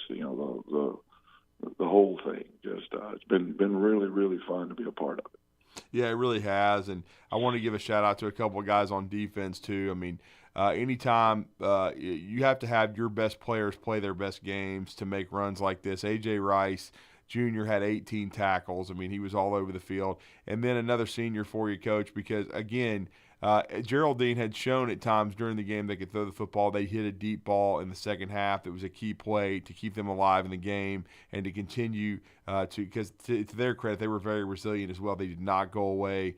I thought Solano Thomas, the breakup he had late in the ball game, that on that deep ball was a great play. Well, it's just Solano is a guy it's just an incredible story that he's playing his best ball right now, and certainly going to need him to come up big tomorrow. But he's playing his best ball right now. And there's a young man that's worked extremely hard that, honestly didn't have a lot of confidence, as far as coverage, and, he's small and that type of thing. But, in 3 years, he has grown so much in terms of maturing and competing and earning and confidence from his teammates, but mainly just developing confidence in himself. And once again, it's just been fun to watch him grow and watch him be able to do those things. And corners a lot like being on the offensive line in terms of you can get exposed really, really quick. And there's, as we tell them all the time, there's never been a guy that's played corner that hadn't that's perfect, and give up a touchdown pass and hadn't give up long plays. You just got to keep battling, and to watch him grow once again, that's been really, really fun. And I think that may be the most improved part of our team has been our secondary, and certainly will be challenged tomorrow. Certainly. Yeah, let's talk a lot about the championship game and Mobile Christian. When you look at the film, yeah, and I love calling it film still. When you look at the film, what stands out? Well, they're huge. That's the first thing. They're absolutely huge. Offensive and defensive line, they're going to average close to 290, 300 pounds. So they're absolutely huge. And then athletic to go with that. In terms of that linebacker, they're athletic. Their quarterback is athletic. So certainly going to be tested. But it's a championship game. That's what we told our guys a lot about that. It's a championship game. You line up, you kick it off, and just go at it. And so us sticking true to our principles, sticking true to our game plans and things like that will is what's going to get us through this. Well, and Coach, I know again, and it was an emotional interview last week, and I could tell that the senior class and this team means a lot to you because they have a lot of intangible traits that in some cases aren't coachable. When you have just a very high competitive drive, when you have the kind of leadership this group has, because I know being on the field with these guys after games and you see the way they interact, you see Ken Cherry, you see Jackson Reese, Poliak, all these guys that are good, are the kind of players and that you just enjoy coaching because, again, they bring some things to the table intangibly that every team is different and every team is special in its own way, but this team has some special traits. It does. When I've said this a lot, when your dudes are your dudes, it kind of doesn't leave any gray area for anybody else. When your playmakers and your guys get it and do it right every day, it doesn't leave any room for any of the rest of them. And that's what we get from our senior class. And once again, they've been here. We've all been here together. We kind of understand the mission and understand how things need to be, and they believe in that and they trust in that, and therefore, and they have fun with it. That's the big thing. Is they enjoy each other, they have fun with each other, they trust each other, to the point to where they love each other enough. They get after each other. They'll call each other out to get better if somebody's not playing well, and they handle it, and that's a mark of a special team, as you were saying. when you can be challenged and accept that challenge without getting in your feelings and things like that. This group's able to do that. How do you control the line of scrimmage? Well, I think we're pretty good up front as well. So, it's just you got to get in there and battle. And, and it's a play-by-play, game. You just got to keep bringing it every play, and I think our guys understood that. I think that's one of the things, that happened the other night. I really think we wore them down late in the game, especially up front offensively. I think we really wore them down, and our guys up front defensively, continue to fight. When they're constantly, pulling, getting 4 or 5, 6 guys in there on you, they're always, everybody seems like facing a double team almost. But it was a physical game, and I really felt like we kind of wore them down late. I was able to get a stop, able to score, twice in the last, 3 or 4 minutes, and so and that'll be key tomorrow. You just got to keep, got to play each play by itself, and stay in there, stay in the fight, and be able to go one more round. And that's a great way to put it, because this is what this has been. It's definitely been a prize fight, this journey, but it will come to an end tomorrow at 11 a.m. We'll have the game. It'll be Glenn Laird, Steve Moult on the call, Scott Tyson be part of the broadcast, as well as the Mustangs look to end this historic run and try to finish at 15-0 and win their 4th state title and the 2nd in Bob Godsey's storied career. Well, Coach, this has been a very special journey. It's been an honor for us to be a part of it throughout and have you on each week. But we wish the Mustangs safe travels and nothing but the best. It's been great to see this playoff run. It's been some of the most unbelievable games I've ever been a part of, been able to witness, and certainly hoping to see one more chapter go the way of the Mustangs. But we thank you for joining us this morning, sir. Thank you, guys. Enjoyed it as well. And once again, I just appreciate what you guys do for high school football. Thank you, Coach. Thanks, Coach. It's Bob Godsey Day. Yeah, that interview is sad. This interview brought to you by Sportsman Orthopedic Surgery and Spine Center. Give them a call today, 256-881-5151. Experience that SportsMed difference. SportsMed Orthopedic Surgery and Spine Center, dedicated to providing care that improves lives. They are the official training providers of Madison Academy football. Yeah. They'll be there tomorrow. We'll be there tomorrow. You and I are packing up.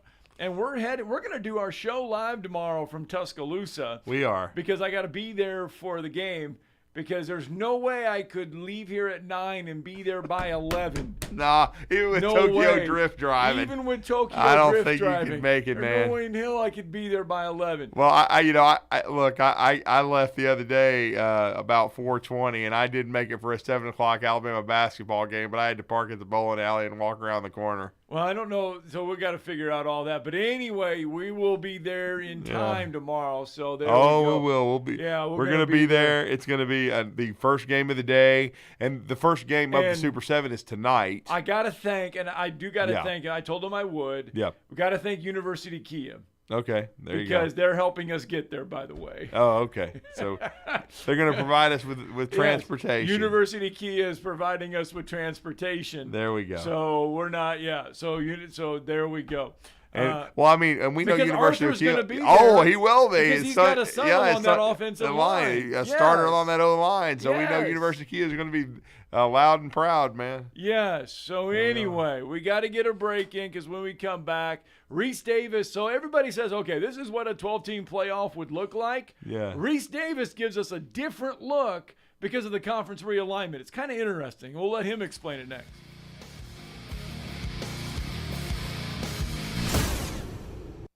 You're listening to Talkin' Ball on 97.7 ESPN, The Zone. Sounds like that wreck at Tony Road and Bates Road is going to turn out to be a no injury. Himsey's just leaving the scene there. And we got one working in Limestone County in the Owens area, Highway 99 and Cabbage Ridge. That one reported as an injury type. The end of the year is coming up. If you need temp admin or accounting help for special projects, Snelling can help. Snelling, how the area's best companies hire talent. Huntsville.snelling.com. Captain Nick in the 72 and Jeff Popeye Skywatch Traffic Center. I've always gotten tons of UTIs. Cranberry products never worked for me, and I was desperate for a way to be proactive. I'm Jenna Ryan, CEO and founder of Eucora. We've worked with doctors to develop effective urinary tract health products. Eucora is helping over 100,000 women stay healthy. Ready to join them? Get 30% off at eucora.com/radio. That's UQORA.com/radio. These statements have not been evaluated by the Food and Drug Administration. This product is not intended to diagnose, treat, cure, or prevent any disease. Hi, my name is Dan Aldridge. I'm here to let you know about the Aldridge Law Firm and the soon-to-be-announced Legal Town Center. I've been practicing law in Alabama since 1984, and I also practice in Tennessee. And I'm from North Alabama, and I'm here to represent you and take care of your legal needs. For many of us, hiring an attorney is not high on the priority list, and maybe a little scary. But it's something that we all need at some point. So by all means, do your homework. And if you need representation for car accident, wrongful death, medical malpractice, nursing home abuse, or estate planning, or any other matter, just give us a call at 256-534-3188. And you can email me at Dan, that is Dan at danaldridgelaw.com. Dan at danaldridgelaw.com. God bless America. No representation is made that the quality of legal services to be performed is greater than the quality of legal services performed by other lawyers. If you're the kind of value shopper who waits to the end of the year because you know that's when the deals are the best, it's here. And there's no first payment for 90 days. Hi, folks. Bobby White back again for Woody Anderson Ford's Make the Holiday Bright sales event. And we've got the best selection of new and certified pre-owned Fords we've had in years. Right now, get financing as low as 2.9% for up to 72 months on 23 F-150s. America's best-selling truck for 47 years. 2.9 on F-150. And Woody Anderson Ford has over 100 F-150s to choose from. Great finance rates and no first payment for 90 days on all new Fords. We have financing as low as 1.9% for up to 60 months on 23 Explorer, Escape, and Bronco Sport 2. It's our year-end sales event, the best time of the year to buy, plus no first payment for 90 days, your good credit through Ford Motor Credit. This offer ends December 30th. Come by and make your holidays bright at Woody Anderson Ford. We hope to see you soon. Next time you're online looking for landscaping inspiration, open Instagram and check out Southern Gent Landscaping. They can help make your yard your dream outdoor oasis. Southern Gent Landscaping can handle it all, from landscape maintenance and installation to irrigation and hardscapes, even AstroTurf. Turn your yard into a landscape you'll be proud to show off. Call Southern Gent Landscaping at 256-509-6088. 509-6088. Southern Gent Landscaping. Professional landscaping performed with satisfaction guaranteed. Great food and the best live entertainment is what it's all about at the Furniture Factory Bar and Grill. Head to downtown Huntsville every Tuesday for karaoke on the only outdoor karaoke stage in North Alabama. Thursday night is the Valley's longest running and biggest bike night. Food and drink specials, giveaways, and live music on the patio. And the Furniture Factory menu is fully loaded with options, from steaks to salads, plus a whole lot more. Featuring a weekday happy hour that starts at 3. 619 Meridian Street, downtown Huntsville, and online at FurnitureFactoryBarGrill.com. Welcome back. 8:23 on a Wednesday morning. And we all know that this is the final year for the 14 playoff, right? So what would it look like if we got a 12-team playoff? So everybody automatically says, okay, this is what it would look like next year if we have a 12-team playoff. But what we don't take into consideration is the fact that next year you got the conference realignment coming up.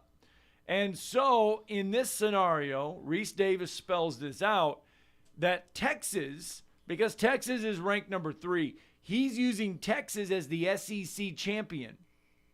And that means Michigan would be the Big Ten champion. Washington would not be getting a bye because they would be in the Big Ten. Yeah. So only one team per conference can get a bye. Yeah. So listen to this from Reese Davis. This is interesting. That I did notice that as we go to 12 next year and start thinking about that format, and conference realignment goes along with that, with Texas, Oklahoma going to the SEC and the 4 teams from the Pac-12 going to the Big Ten primarily. I know a couple are going elsewhere too, or others are going elsewhere. But those 2 conferences primarily, have a look at the rankings and have a look at it would have been impossible for teams to get buys. For instance, all 4 teams in the playoff will be in one of those 2 conferences next year, meaning that under the format next year, only one from each conference could have gotten the bye, right? Mm-hmm. So you start looking and you go down, and I know that because of the different schedules that it won't wind up just this way next year, but just for the exercise sake, if you say Michigan and Texas get the byes under next year's format as champions of the Big Ten and the SEC respectively, then that means, and then Florida State would have gotten the 3rd bye because they would be champions of the ACC. Now start looking, and you have to go for a while before you get to a team outside of that. That would have meant that I believe the 4th bye would have belonged, if you went by these rankings, to Big 12 champion Arizona. And you go on down a little further, and I'll wrap this up with that. That would be Big 12 champion Arizona. And then if you stay with the 6 and 6, meaning 6 automatic bids and 6 at large, which I don't think they will, I think they'll probably move it to 5 and 7. Unless I'm overlooking somebody, depending on how you're going to deal with Oregon State, Liberty and SMU would have gotten the next 2 spots. There you go. Think about that. Lambs Arizona, the Pac-12 champion, or the Big 12 champion, would have gotten a bye. So your 4 byes would have been Michigan, Texas, Florida State, and Arizona. Well, what about Alabama being the champion? He's using Texas as the SEC champion because they would be, they're ranked 3rd. So he's using Texas. And they did beat Alabama. Yeah, which so means they would have been the yeah. SEC champion. So Alabama would have gotten in. This is going to make some people's heads explode, man, with all this realignment and stuff. Yeah. Because, as Czars pointed out, I mean, if it ends up being Alabama and Texas, you can basically call it an all-SEC final. So, I mean, and if you really want to stick it to the rest of the country. So, or if Michigan and Washington played, that could be considered an all Big Ten final. It's really kind of crazy when you think about how much the sport has been changing in the last 2 years. And then we're going to have a 12-team playoff next year. And then the Pac-12 is going to be the Pac-2 presented by the Mountain West Conference. So Connor O'Gara asked this question, and I bring it up because it does deal with Auburn. Yeah. He says, who got robbed more, 2004 Auburn or 2023 Florida State? That's tough. I would say probably 2004 Auburn because, again, I think the reason they got robbed is, and this wasn't really their fault, they weren't expected to be that good, like be undefeated, and so they started off the year they were unranked. They were. I was going to say they were not a highly ranked football team like a USC who was on a dynastic run. Because USC had beat them the year before. Yeah, like 23-0 at Auburn in the opening game. And Matt Leinert's first college start. And then also Oklahoma under Bob Stoops had it going. So Auburn was not supposed to be that good. And they were by the end of the year, but they got penalized for it. Right. And I still say that USC was much better than Auburn. It wouldn't have gone Auburn's way. But Oklahoma. Again, that was a 55-10 or whatever it was beat down. It was like watching Wofford. But I will say this for that USC team. That USC team was loaded. There was nobody that could touch them. I mean, Auburn wouldn't have touched them, even undefeated. Nobody was going to beat Southern Cal. I mean, the only one that was able to do that during that run was Vince Young, and they were able to. And I still say to this day, though, SC was their own worst enemy in that game. Because, they didn't convert a 4th down. Remember Reggie Bush and the stupid lateral. I mean, they did a lot of stupid things in that game that were kind of uncharacteristic to allow Texas to stay in the game and then to allow just the unbelievable, moments that Vince Young had. 55-19 was that USC it was 55 to 19. I'm score. Sorry. Okay. 55-19. It was a beatdown. Yeah. Auburn beat Virginia Tech that year, 16-13. That was my first Sugar Bowl, by the way. Oh, wow. 16 that to 13. Auburn Virginia Tech game. That was my first time. That was my first time going to New Orleans from here. So yeah, I remember that. I mean, in Auburn, they had the People's National Championship parade and all that kind of stuff because they had to celebrate it in some form because but there wasn't they weren't able to get. There was only back in those days. You're just talking. It was completely different. You're talking about a completely different era. It's the BCS and they had two teams that were two others that were undefeated. And you had to choose, and unfortunately, it seems unfathomable now because how the strength of the Southeastern Conference. But again, it wasn't Auburn's fault. They just were off the radar to start the season. If they had beaten USC in 2003 and had a better year, I think they were good. They were decent. But if they had been a highly ranked top 5 team going into the season, I don't think OU would have gotten the bid over them. You're probably right. That was the only thing that the problem for Auburn in that. I tell you what, if you are a fan of Florida State, you want to beat Georgia. If you're tired of all the Florida State talk, you want Georgia to beat Florida State. Because I'm telling you right now, if Florida State beats Georgia, they're already talking about it, trying to claim the AP poll or whatever. They will claim their own national title. It'll be something, and they will claim it. They will have a parade, and they will make a big whoop about it because of all the stuff that's going on. You better believe it. Florida State will claim a national title if they are undefeated. Come on, Georgia, get up off the mat. And I don't care who opts out, who whatever, but so let's have some people show up and represent and smack the Seminoles around. I respect Mike Norvell. He should be ACC Coach of the Year. All that stuff. And they've had a special year, but I just don't think they're as good as these other teams. And Georgia's got a chance to do everybody a solid. All right, so we talked about Gotzi at the top of the hour. What about their opponent, Mobile Christian? We need to talk to their head coach, former Alabama player, by the way. Well, former Alabama coach. My bad. Former Alabama recruiting coordinator. He also works for Coach Bobby Bowden throughout his dynastic run. He's a Troy guy, much like Bob Gotz. He went to Troy. He's a product of the state of Alabama. Coach Ronnie Cottrell, who's had a great career. I think he's at 185 wins now. Done a great job and won a state championship at Godby in Tallahassee a few years ago. But now he's back in the state of Alabama. This was he's done a great job in his career. I think this is his 9th year at Mobile Christian. So, but several years ago in the state of Florida, he won a state championship in 5A. He's trying to win Mobile Christian's first. I believe this is the 3rd appearance in the state championship game for Coach Cottrell with Mobile Christian. And the Leopards head coach is going to join us when we get back from this break. Let's get it. 97.7 ESPN The Zone, Talking Ball. You're listening to Talkin' Ball on 97.7 ESPN The Zone.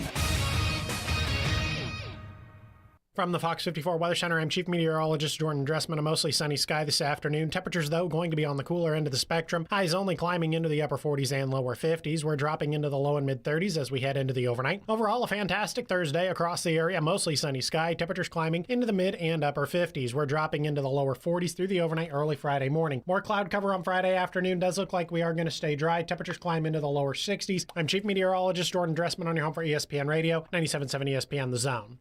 Still working on that wreck on Tony Road at Bates Road. It's going to turn out to be a no injury, but I think it's still got some blockage. One in Limestone County in the Owens community, Highway 99 and Cabbage Ridge. That one reported as an injury type. Expert heart care backed by advanced technology. When you need cardiac care, you need the heart doctor. Dr. Randall Burns and the team at Huntsville Heart Specialist on Bob Wallace Avenue. Captain Nick in the Jordan Lane Popeye Skywatch Traffic Center. Specializing in simple and affordable rentals, McCurry Van and Car Rental can make sure you have just the right vehicle for your next family vacation, weekend getaway, or if you just need transportation while your vehicle is being repaired. McCurry carries Ford Transit vans and Mercedes Sprinter vans, trucks and work vans, and more. And they offer discounted rental rates for long-term rentals. Now with 4 locations: Athens, Muscle Shoals, Coleman, and Huntsville. Log on McCurryRentals.com to make your reservation now. That's McCurryRentals.com.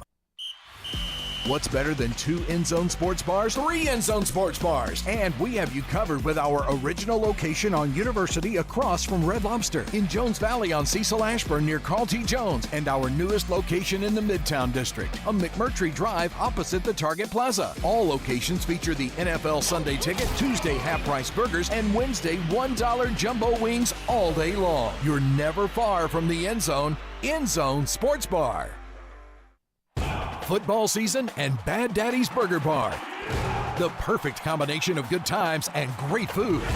This season, score big with one of our chef-inspired expressions of pure burger amazingness. Our delicious burgers are made with premium Angus beef, and you can pair it with one of our signature cocktails or a cold craft beer from our huge selection.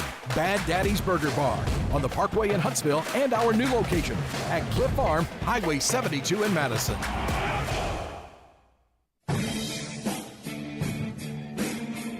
All right, welcome back.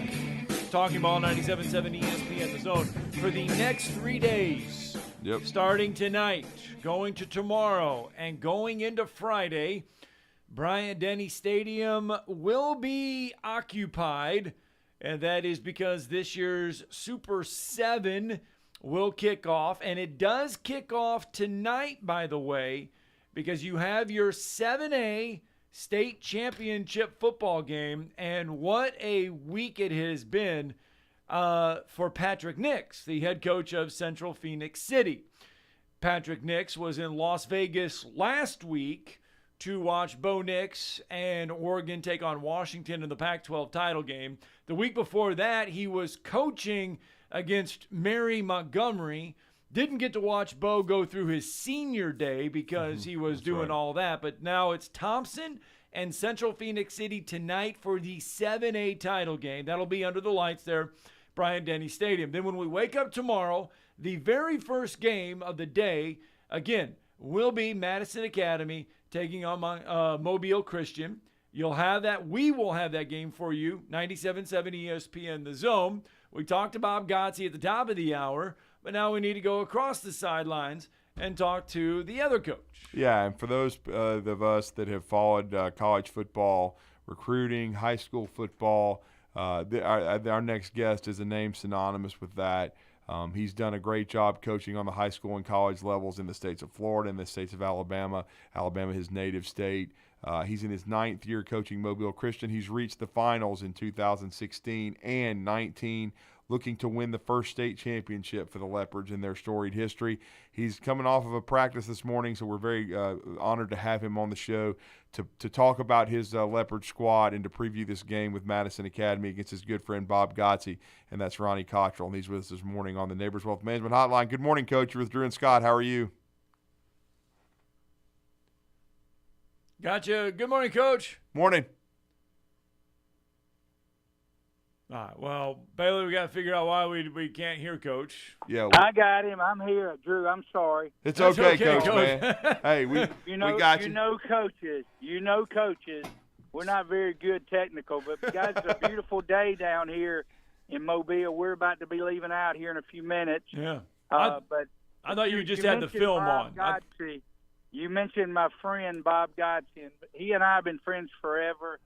It's such an honor to play and line up against him, but we're not going to get to play none, you know? Right, that's right. It's the players. Yep. So since you've known Coach Gotze for a while and you're good friends, when you hear just a Bob Gotze team, not just Madison Academy, but when you hear about a Bob Gotze coach team, what's the first thing that comes to mind? Well, they're going to win for sure. They're going to be winners. But, he may have done the best job he's ever done at Hartsville. The job he did there was amazing. But they're just well coached. He and I are both Troy State guys. I coached there, and he played there in the Chan Gailey time. Right. The year. So, I think most of his guys are going to find a way, and most of my guys have done it. We found a way to get things done. Just super coach. And they always are very prolific offensively. They score a lot of points. And I don't know, if there's a better guy than him in this state right now, I don't know who it is, really. I mean, he just does a phenomenal job. Well, and you guys have done a phenomenal job, Coach. I mean, even losing a high-profile player like a Sterling Dixon who meant so much to your program. You've developed Deontay Lawson, who's become a great player at Alabama. You've always had really good players, and you've got a lot of good players with this squad. Anytime you've almost pretty much gone wire to wire. Number one, your team has played very, very well, played a very challenging schedule. And really are coming off of an outstanding win over a St. James team with one of the best quarterbacks in the southeastern United States. That you guys, it was a gut check win for your group to win 34-30 over a very, very talented team that's the defending 3A champion. Yeah, and it was the kind of game you would expect in a semifinal. They had the ball at the end of the game to drive and to score. And if you look at even at Bob, Bob and him had to drive and score inside a minute to win. But the quarterback, he was the best quarterback I faced in my high school career. I've never seen a guy as talented. I think he's going to be a great player at Arkansas. And we just could not hem him up. But fortunately, at the end of the game, our defense made the stop to win. Floyd Bucard, our defensive end, had 2 sacks in the drive, and it was just a big play. The last play on 4th and 17, Jordan Woolard, our corner, broke up the play, and, of course, the celebration began then. But I don't know, that was a huge win for us because they beat us so soundly last year. They beat us like 35-7. I tell people they beat us and made us like it.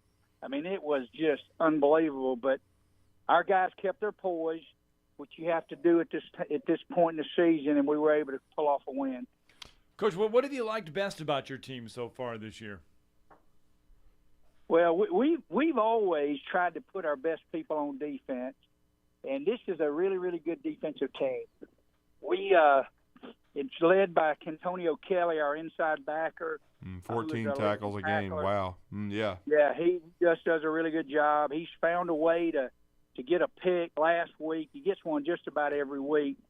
But he just has led our defense. And you mentioned earlier, we lost Sterling. Sterling was good for so many plays. We lost him to Spanish Fort at the start of the year. But so many guys have stepped up. And they've shown a great resilience and an unselfishness. That's what I like about our team. One thing that we have in common with Madison Academy, we're kind of sister schools. And we're both Christian schools, and we have good kids in our program. That's what I got here, too.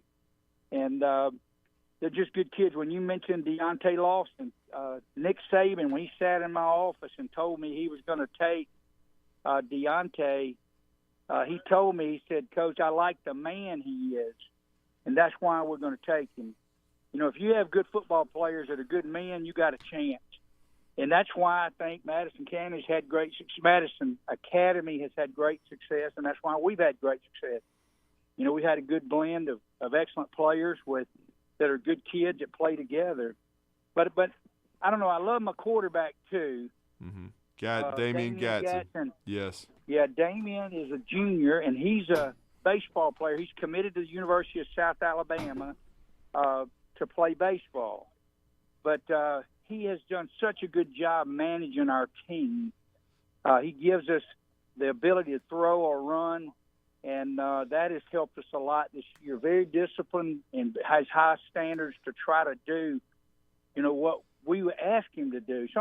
Every pass route generally has a deep ball in it, and in the past I've had trouble getting quarterbacks to throw the ball underneath. They just want to throw that deep ball. But Damian is very disciplined and does what we ask him to do.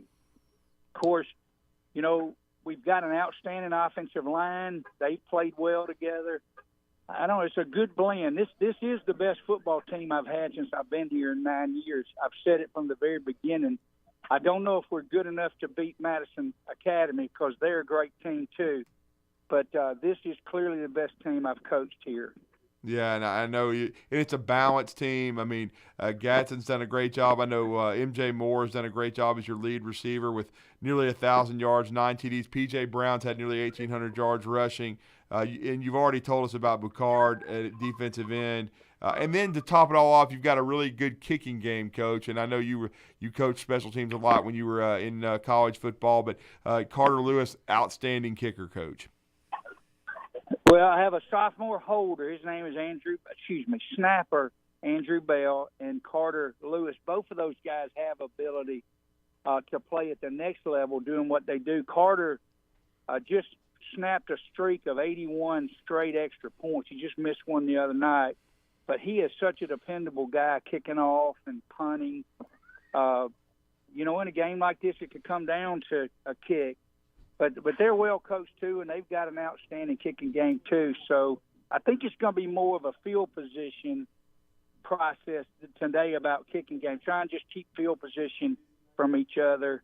And that's just another thing that Bob does so well with his football team. Well, and Coach, what we asked Coach Godsey this as well. It's a little bit different. There's more media coverage. It's hectic. It's a shorter week. This has been your third appearance now with Mobile Christian here in the Super 7. How does the preparation change with a shorter week? Well, everybody has the same problem, but you just don't have as much practice. And sometimes you want X amount of reps for X amount of plays and, get a little extra kicking game or stuff. You just don't have that right now. We played 14 weeks and, we've been working all summer. It's been since June. These guys have been grinding. So I think we can get by without one day. But the thing you haven't said is takeaways and turnovers. Right.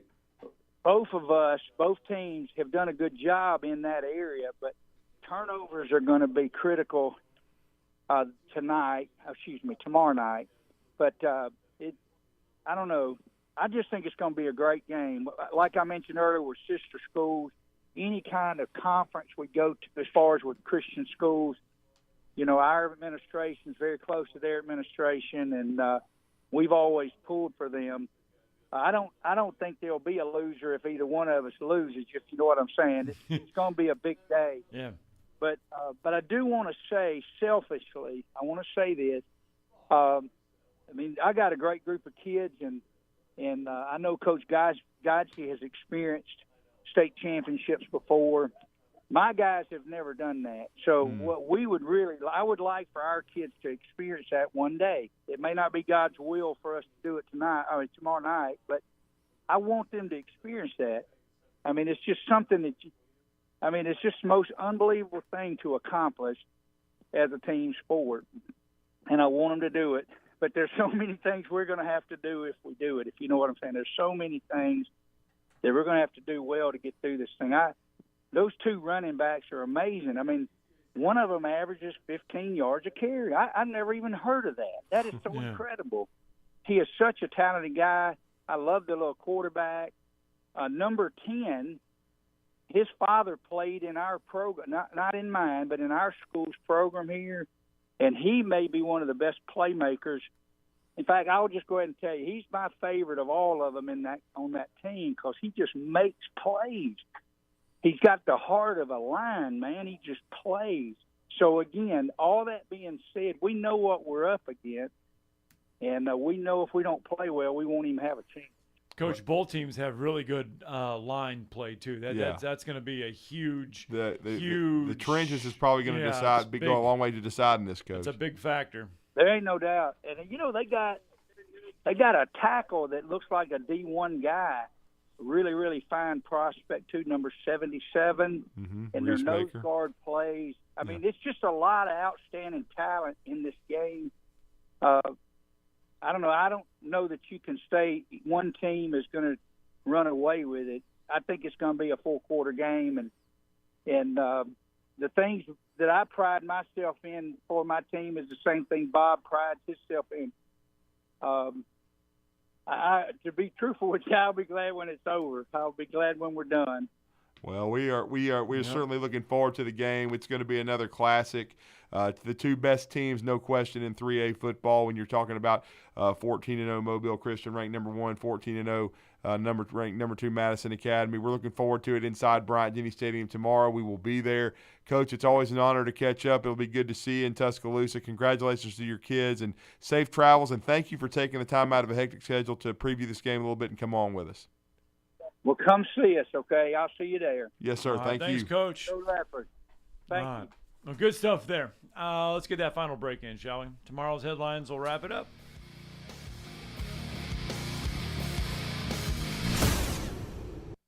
You're listening to Talkin' Ball on 97.7 ESPN, The Zone. Got a couple of wreck areas that they may still be trying to get completely clear. In the Owens community, Highway 99 near Cabbage Ridge, that's in Limestone County, and Tony Road and Bates Road, that's in Madison County. That one had a vehicle that was partially overturned. Turned out to be a no injury, though. Still may be trying to get it clear. Dr. Sandman has the Somnodent, a safe, insurance-approved alternative for snoring and sleep apnea. Dr. Randall Sandlin, 350-CARE. Captain Nick in the Jordan Lane Popeyes Skywatch Traffic Center. Watch the Alabama High School Super 7 Football Championship presented by Alabama Community College System December 6th through the 8th on Alabama Public Television. It's all the gut-wrenching, hard-hitting, high-flying action you've come to expect from... Wait, Alabama Public Television? Okay. Watch every game live December 6th through the 8th only on your new home for high school sports, APT. Normally, when you call a roofing company, all you hear is, you need a new roof. Not when you call Fleming Roofing and Restoration. Since 1965, the folks at Fleming have been focused on what you need, whether it's an easy repair or a full roof replacement, commercial or residential. And when it comes to storm damage, you want Fleming on your side. They know all the ins and outs of insurance claims and will guide you through the entire process. Log on FlemingHSV.com and book your free estimate today. Fleming Roofing and Restoration. We show up. Tom Abraham here for my friends at North Alabama Mortgage. Did you know that average home equity is at an all-time high? But so is average consumer debt. Even though rates are higher now, you can use your equity to pay off your high consumer debt, student loans, etc., then refi when the rates drop. Don't put off that new home purchase. When rates drop, prices will go up. Buy now and get the best price and then refi when the rates drop. This is the time to talk to the experts at North Alabama Mortgage. Visit NorthAlabamaMortgage.com for more information. Tom Luganbill here for my friends at Woody Anderson Ford. Bobby White and his team take great pride in their service department, and you can see it the moment you walk into those beautiful new service lanes. And just like a championship team, they all work together to make sure your experience is second to none, whether you drive a Ford or not. Also, check out the gold certified pre-owned inventory at Woody Anderson Ford for great deals every day. Stop by and see them at Jordan and Sparkman or at Woody Anderson of Madison on Hughes Road, or visit WoodyAndersonFord.com.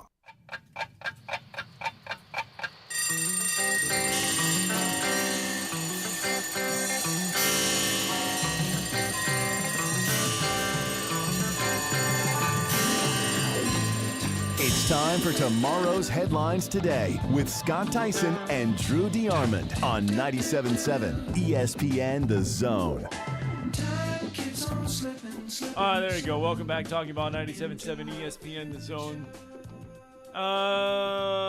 Let's see here. Don't forget tonight, Tennessee, Middle Tennessee, women's basketball, 6:30, Von Braun Center. 1 week from today, though, we do get Auburn and UNC Asheville here. So it's some good college basketball coming your way right here in the Rocket City. If you want to go watch it tonight, 6:30, you can come watch it, and then we can go to Tuscaloosa afterwards.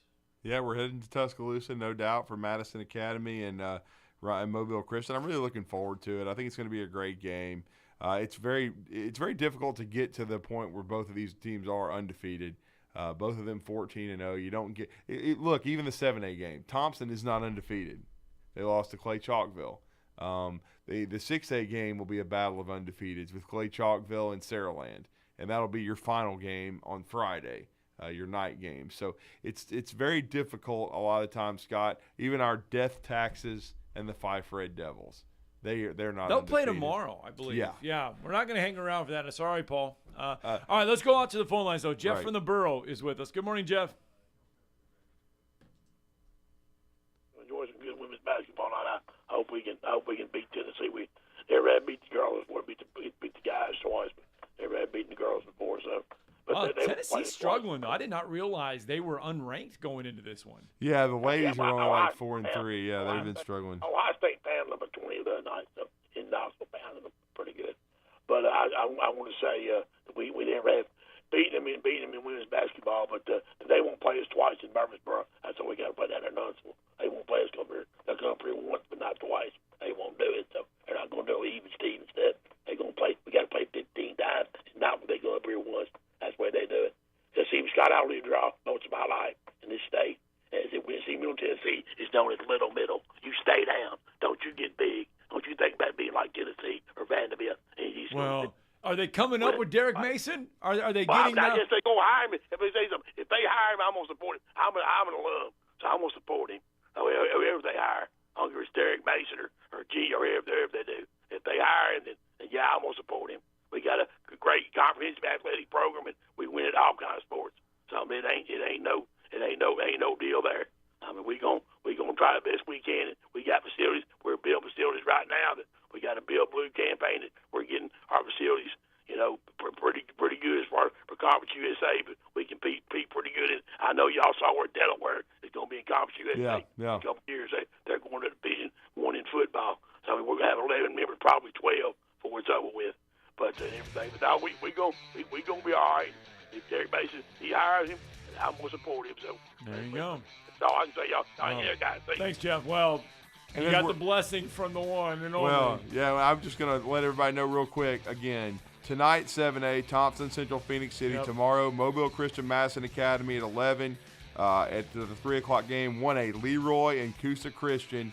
And then 5A, Gulf Shores and Ramsey will wrap up Thursday. And then 2, 4, and 6 will play on Friday. That's right. Starting with 4A, Montgomery Catholic, Cherokee County. Then 2A, Reeltown and Fife will be Friday. And then to wrap it all up, Saraland and Clay Chalco in 6A. Yep. So only 2 from our area, 2 from North Alabama making that trip down there. That's usually about how it works out.